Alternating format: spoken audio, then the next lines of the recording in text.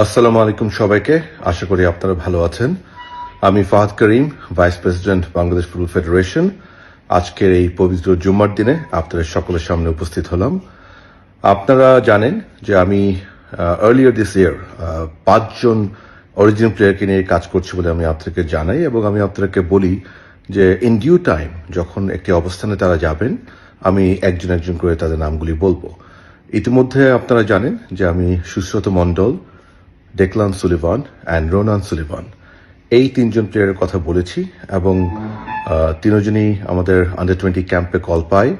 Unfortunately we missed Sushrut Mondal because of his injury, but Ronan এবং Declan তো not only they played, they are the champions now.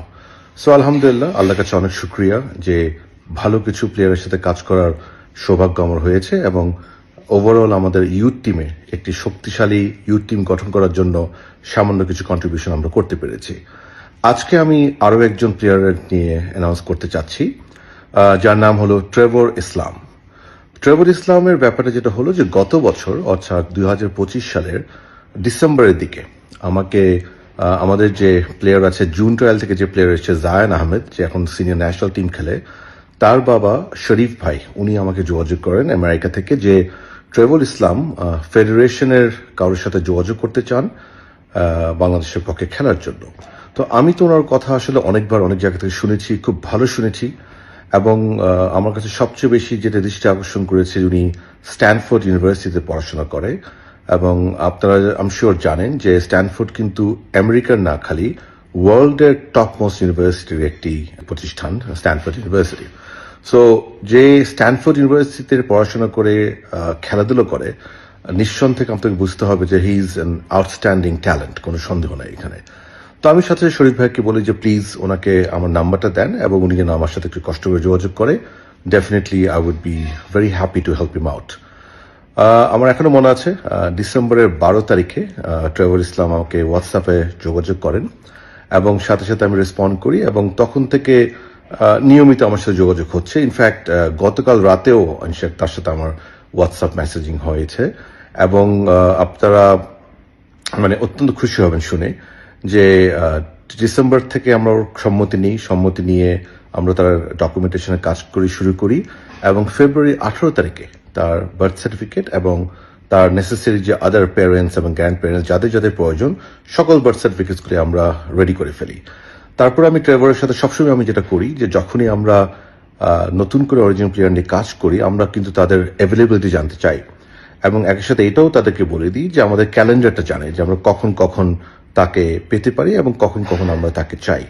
So এই যোগাযোগটা সবসময় হচ্ছে, যেটা বললাম গত পরশু তার সাথে আমার কথা হয়েছে। সো ট্রেভর আমাকে প্রথমেই বলেছিল যে এই বছর অর্থাৎ 2026-এ ওর জন্য it will be very difficult, because ওর পড়াশোনার যে কমিটমেন্ট এবং তার যে এনসিএ লিগ মানে ডিভিশন 1 যেটাকে বলে, সেখানে যে রেগুলার যে খেলে, তার ইউনিভার্সিটি টিমের প্রতি তার যে কমিটমেন্ট, সেটা দিয়ে হি ইজ ভেরি অকুপাইড, এবং একই সাথে তার পড়াশোনাটা আছেই। সো আমি তখন তাকে বলি, দেখেন আপনি যদি ব্যস্ত থাকেন কোনো অসুবিধা নাই, আমরা আপনার ডকুমেন্টস রেডি করে ফেলি, আপনার সম্মতিপত্রটা নিয়ে রাখি আমরা।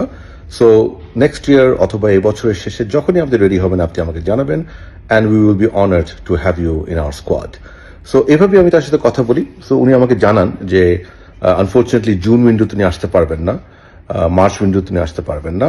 সেপ্টেম্বরে উনি বলেছেন ইট will be very difficult, but তারপরে উনি চেষ্টা করবে। বাট উনি আমাকে ফ্র্যাঙ্কলি বলেছেন, দেখেন সত্যি কথা, সেপ্টেম্বর আমার পক্ষে আসাটা খুবই ডিফিকাল্ট। তাই আমি ওনাকে অনুরোধ করি যে আপনি দেখেন যদি পারেন খুব ভালো হয় আমাদের জন্য।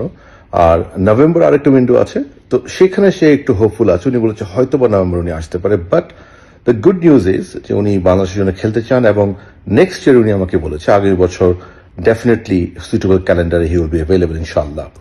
সো এগুলিকে মাথায় রেখে আমরা, অ্যাজ আই টোল্ড ইউ, ফেব্রুয়ারি শেষের দিকে we have completed his birth certificates.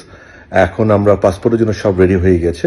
যেহেতু ওনার ইমিডিয়েট কোনো আমাদের তাড়াহুড়া নেই, উনিকে আমি বলেছি যে আপনি আপনার সময় মতো যখন আপনি সময় দেবেন তখনই আপনি আমাকে বলবেন, আমরা নেসেসারি অ্যাপয়েন্টমেন্ট করে দিব। আমাদের লস অ্যাঞ্জেলেসে যে আমাদের কনসুল অফিস আছে বাংলাদেশ এম্বাসির, সো সেখান থেকে উনি ইনশাল্লাহ তার বায়োমেট্রিক্স সম্পন্ন করবে। আমরা আশা করি উনি যখন প্রস্তুত হবে আমরা ওইটা করে ফেলবো, এবং আমার মনে হয় ম্যাক্সিমাম মেয়ের ভিতরে আমাদের ইনশাল্লাহ তার পাসপোর্ট হাতে চলে আসবে। ইতিমধ্যে সম্মতি দিয়ে রেখেছে। সো তারপর হি উইল বি রেডি।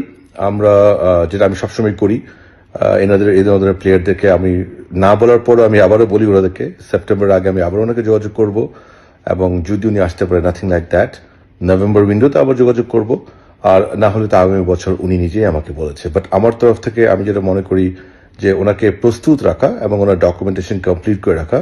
আলহামদুলিল্লাহ, যেহেতু বার্থ সার্টিফিকেটটা হয়ে গেছে, এখন it's just matter of time ওনার পাসপোর্টটা ইনশাল্লাহ হয়ে যাবে। তো আজকে আমি এই তথ্যটা আপনাদের দিতে চেয়েছিলাম, এবং আমি সকলের কাছে দোয়া চাবো যেন আমরা ফেডারেশন হয়ে যারা কাজ করছি আমাদের এই ধরনের আরো অরিজিনাল প্লেয়ারদেরকে যেন আমরা আনতে পারি এবং তাদেরকে সুযোগ দিতে পারি দেশের জন্য কিছু করার।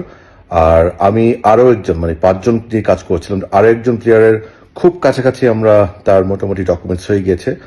আশা করি আমি হয়তো 2-3 দিনে ইনশাল্লাহ তার অ্যানাউন্সমেন্টও করতে পারবো। সো দোয়া করবেন আমাদের জন্য ওয়ান্স এগেইন। আর একটাই কথা সবসময় বলি, আপনারা ট্রেভর ইসলামকে স্বাগত করার জন্য প্রস্তুত হন, হয়তো বা এই বছরের শেষে কিংবা আর্লি নেক্সট ইয়ার ডেফিনেটলি।